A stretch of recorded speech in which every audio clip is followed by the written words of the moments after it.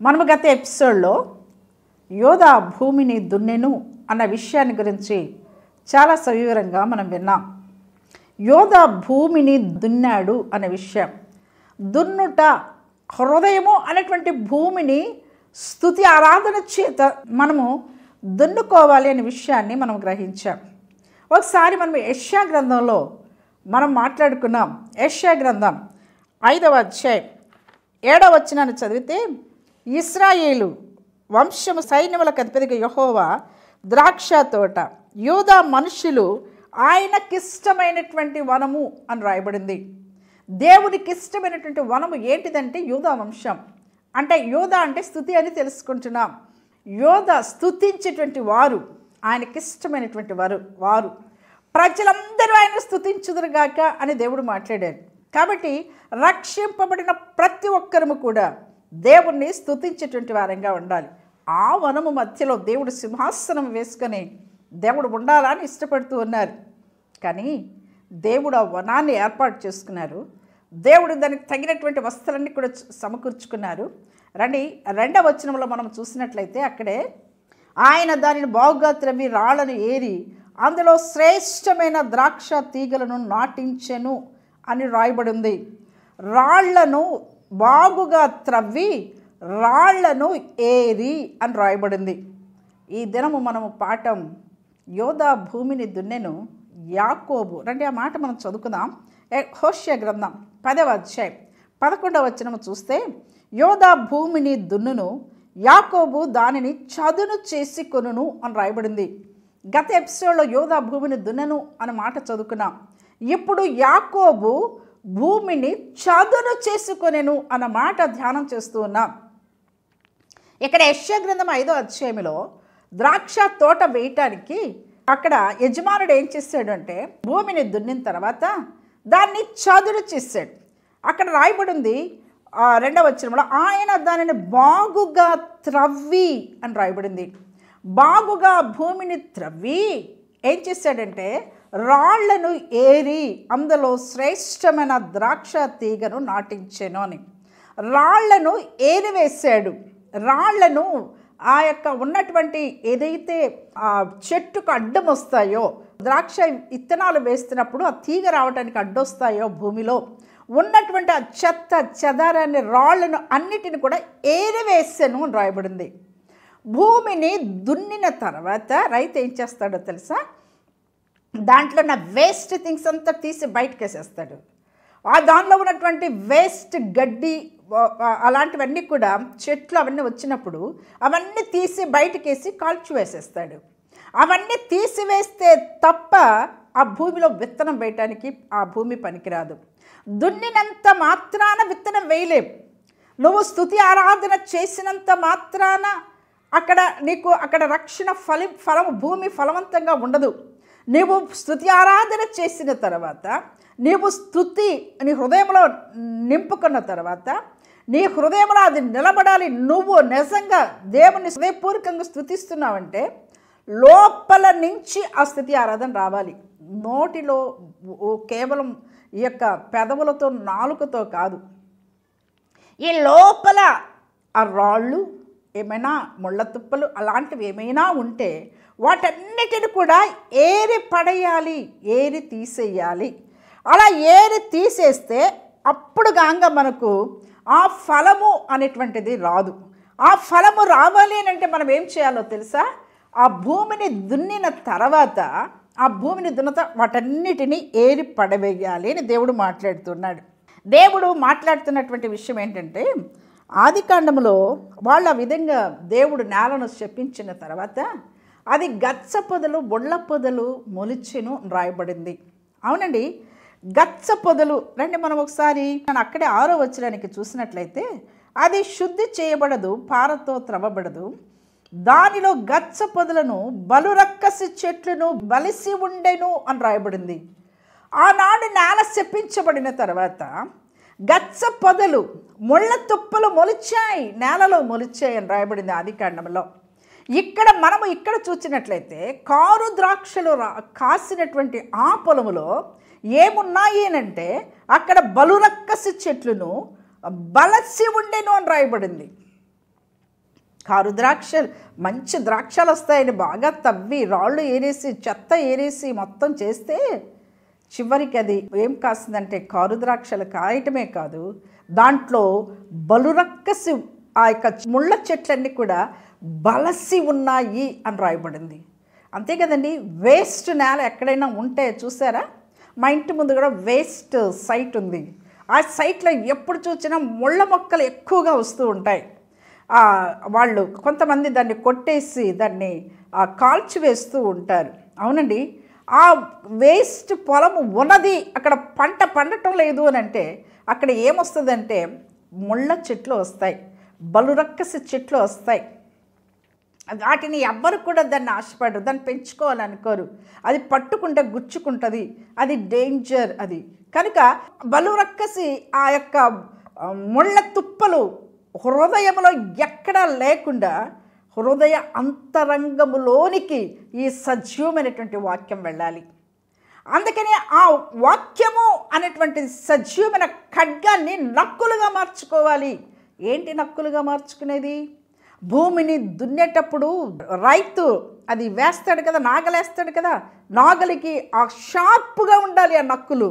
ఆ షార్ప్గా లేకపోతే భూమి లోపలికి దిగదు. అందుకనే దేవుడు అంటున్నాడు హెబ్రీ రాసిన పత్రికలో 4వ అధ్యాయంలో, ఆ ఖడ్గము 2 అంచులైన వాడి అయిన ఖడ్గము అంటాడు వాక్యాన్ని. కనుక 2 అంచుల వాక్యము ఖడ్గము లోపలికి, మనం లోపలికి వెళ్ళి దున్నినప్పుడు లోపల నుంచి వేళ్ళు పైకి వస్తాయి.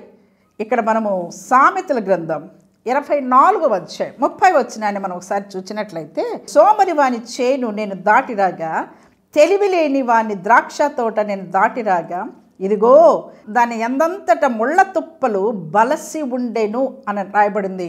అక్కడ యెషయా గ్రంథంలో మనము 5వ అధ్యాయం 6వ వచనం చూస్తే బలురక్కసి చెట్లు బలసి ఉండెను అని రాయబడింది. ఇక్కడ సామెతల గ్రంథం 24:30లో చూస్తే, సోమరి వాని చేను నేను దాటిరాగా, తెలివిలేని వాని ద్రాక్ష తోట నేను దాటిరాగా, ఇదిగో దాని అందంతటా ముళ్ళ తుప్పలు బలసి ఉండెను. చూడు ఇంకేముందో, దూలగొండ్లు దాన్ని కప్పి ఉండెను అని రాయబడింది. దూలగొండ్లు కప్పి ఉన్నాయి. ఏమి చెట్లు వచ్చినాయో కనపడకుండా మొత్తము అల్లుకొని పోయి ఉన్నది. చాలామంది క్రైస్తవ జీవితంలో బయటికి లోపల ఈ బలురక్కసి చెట్లు, ఈ యొక్క బలిసిపోయినటువంటి చెట్లు, ఈ ముళ్ళ తుప్పలు, ఈ దూలగొండ్లు అల్లుకొని పోయి ఉంటాయండి. దాన్ని తీయటానికి కూడా వీలు లేకుండా అలవాటు పడిపోయి ఉంటారు. పాపమునకు అలవాటు పడిపోయి ఉంటారు క్రైస్తవులు. ప్రార్థన జీవితము అనేటువంటిది లేకుండా అలవాటు పడిపోయి ఉంటారు. ఎప్పుడో క్రిస్మస్కు చర్చికి పోయేది అలవాటు పడిపోయినారు. ఎప్పుడో ఈస్టర్కు ప్రార్థనకు పోయేది అలవాటు పడిపోయినారు. గచ్చ పొదలు, ఆ ముళ్ళ తుప్పలు బలిసిపోయి ఉన్నాయి, హృదయాలలో బలిసిపోయి ఉన్నాయి. కనుక ఆ ముళ్ళ తుప్పలు మందిరానికి పోనీయవు. ఆ బలురక్కసి చెట్లు, ఆ యొక్క ముళ్ళ తుప్పలు దేవుని దగ్గరికి, దేవుని సన్నిధిలో మోకరించి ప్రార్థన చేయనీయవు. బైబిల్ చదవనీయవు. బైబిల్ ఎక్కడుందో కూడా తెలియదు.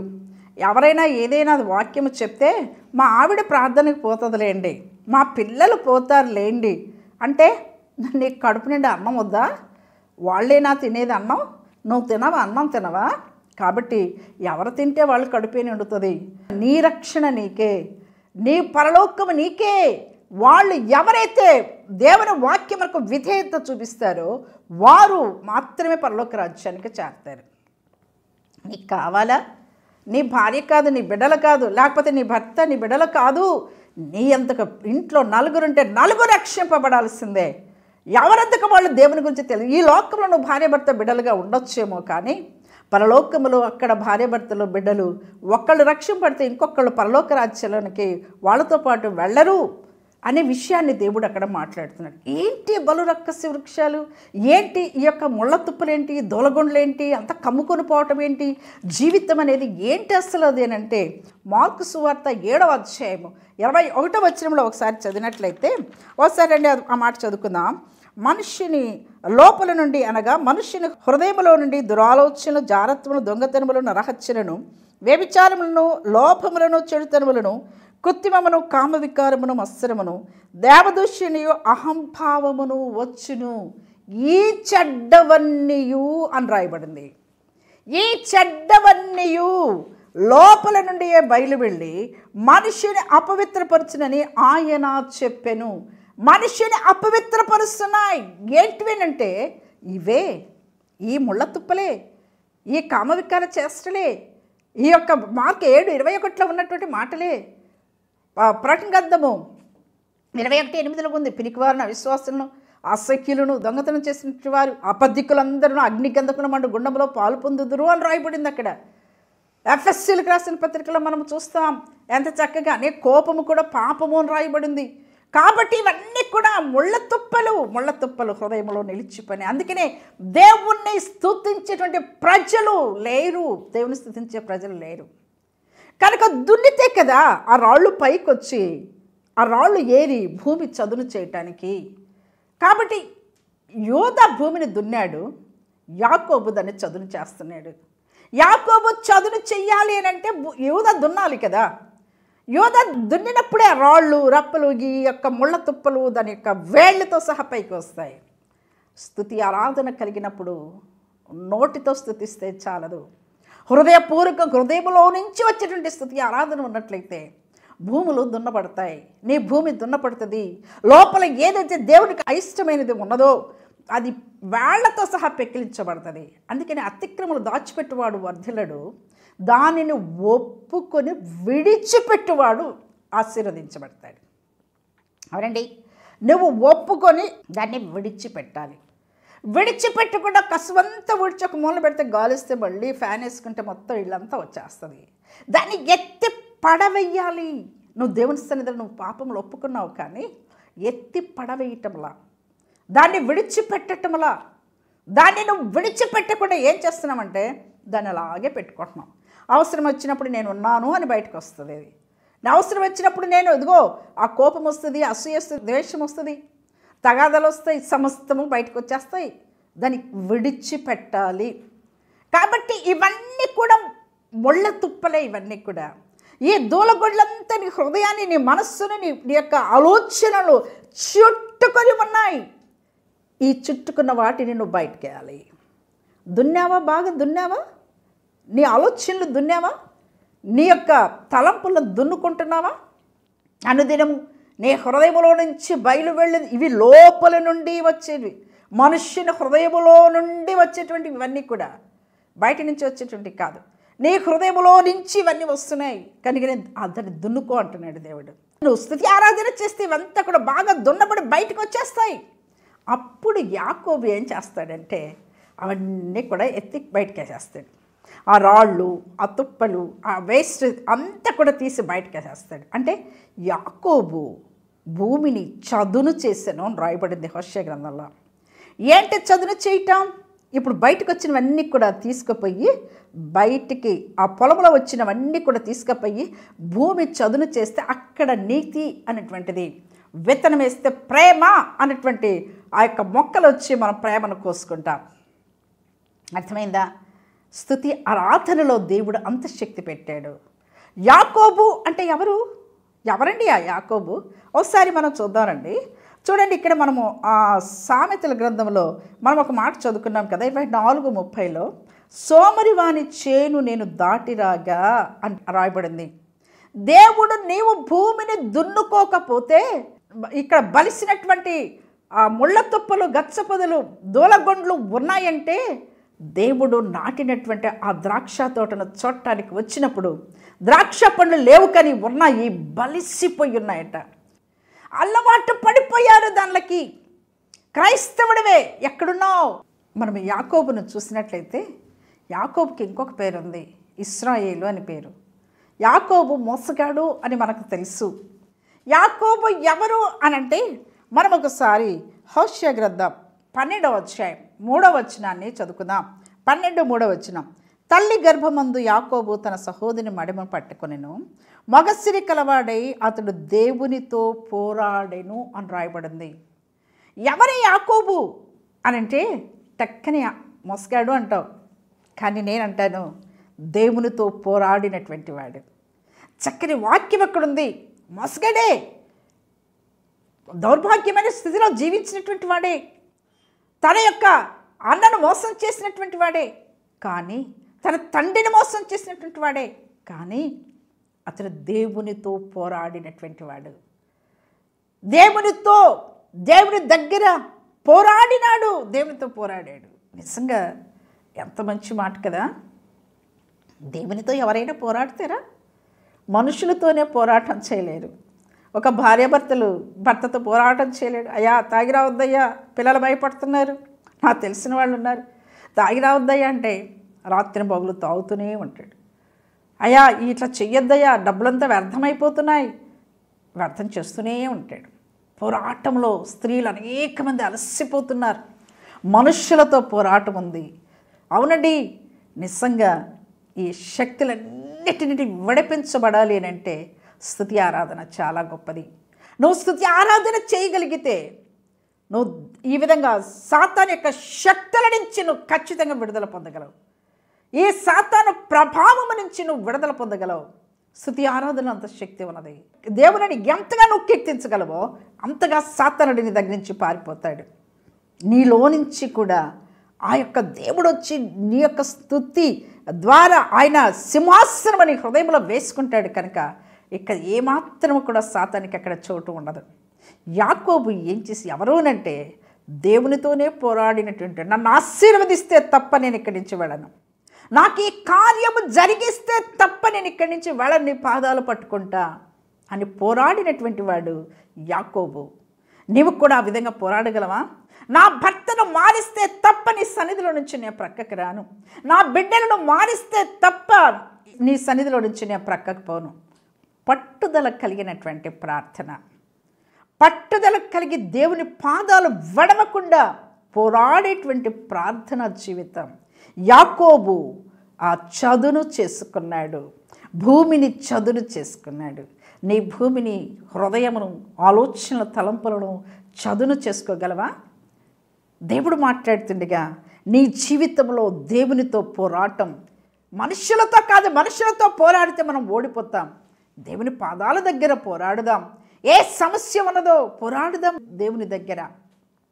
రండి, అక్కడ 4వ వచనాన్ని చూస్తే, అతడు దూతతో పోరాడి జయముందెను, అతడు కన్నీరు విడిచి అతని బతిమాలెను, బేతేలులో ఆయన అతనికి ప్రత్యక్షమాయెను, అక్కడ ఆయన మనతో మాట్లాడెను అని రాయబడింది.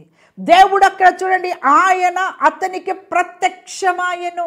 ప్రత్యక్షమయ్యేంత వరకు కూడా పోరాడాడండి యాకోబు. యాకోబు ఎవరు? దేవుని సన్నిధిలో పోరాడినటువంటి వాడు.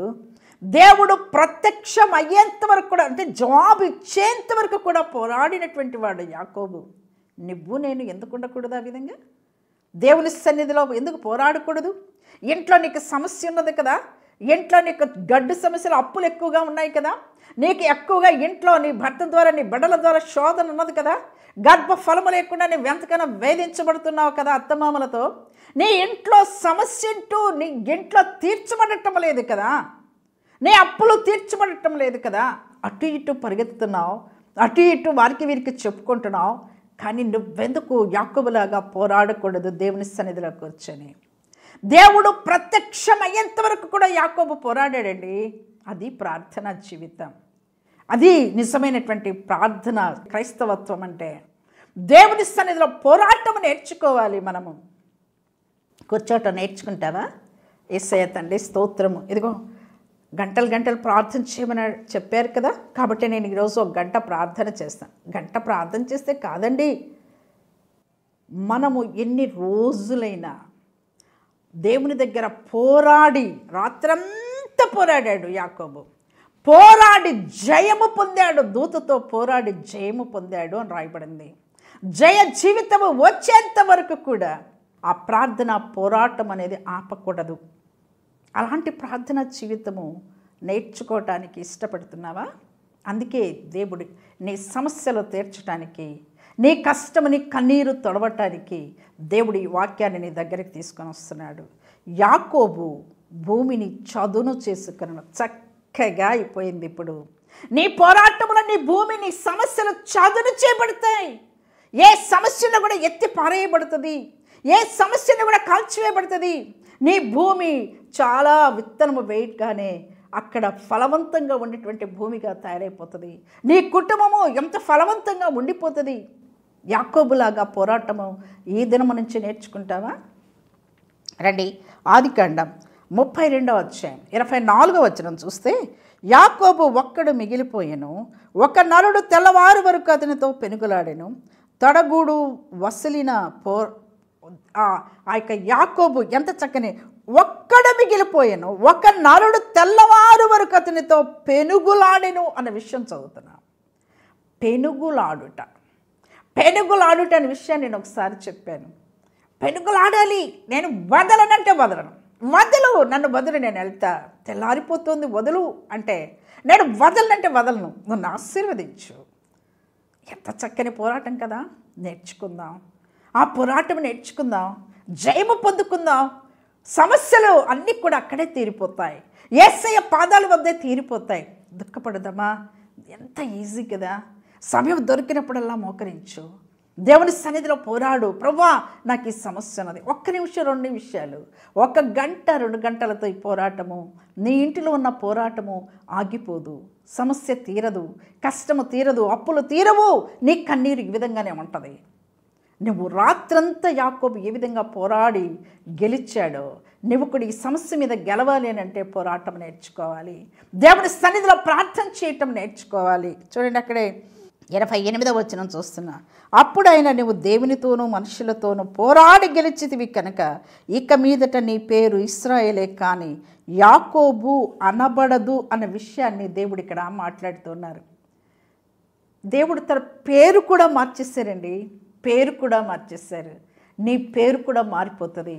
నీ బుద్ధి మారిపోతుంది, నీ గుణం మారిపోతుంది, నీ యొక్క ప్రవర్తన మారిపోతుంది, నీ ఆలోచనలు మారిపోతాయి, అన్నీ కూడా మారిపోతాయండి. ఎప్పుడు? జయం వచ్చినప్పుడు, ఎప్పుడు? పోరాట జీవితం నేర్చుకున్నప్పుడు. ఎంత మంచి మాటలు కదా. పోరాట జీవితం నేర్చుకుంటే దేవునితో పోరాటం, దేవుని సన్నిధిలో పోరాటం. ప్రభువా, ఈ గొప్ప సమస్య నాకు తీరకుండా ఉన్నది, ఎవరికి చెప్పినా తీరటం లేదు, నేను నీ పాదాలు పట్టుకొని నువ్వు దేవుని దగ్గర బ్రతిమలాడు, పెనుగులాడు. ఈ సమస్య తీరిపోతుంది. యాకోబు భూమిని చదును చేసుకున్నాడంటే ఉన్నటువంటి ఏదైనా తప్పిదం కనిపిస్తోందా? ప్రార్థన చేయకపోవటం కూడా తప్పిదమే, బైబిల్ చదవకపోవటం తప్పిదమే, వాక్యానుసారంగా నడవకపోవడం తప్పిదమే. ఇవన్నీ కూడా ఏరి పక్కకేసి కాల్చివేసి దేవుని సన్నిధిలో ఆశీర్వాదం జవాబు పొందటానికి నువ్వు సిద్ధంగా ఉన్నావా? నేను నీకోసం ప్రార్థన చేస్తా. నువ్వు ఎక్కిపిస్తావా నాతో? యోధ స్తుతి ఆరాధనే కాదు, తర్వాత దున్నిది ఎత్తి పడవేయాలి, విడిచిపెట్టాలి. అప్పుడే భూమి చదును చేయబడుతుంది, సమస్య తీరుతుంది, విత్తనము చక్కగా నాటబడుతుంది, విత్తనము చక్కగా మొలకెత్తబడుతుంది, వాక్యము ఫలవంతంగా నీ ఇంటిలో, నీ భూమిలో, నీ హృదయంలో ఫలిస్తుంది. ఆ విధంగా చేయడానికి పరిశుద్ధాత్మ దేవుడు నీకు సహాయం చేయను గాక. ప్రార్థన చేస్తున్నా.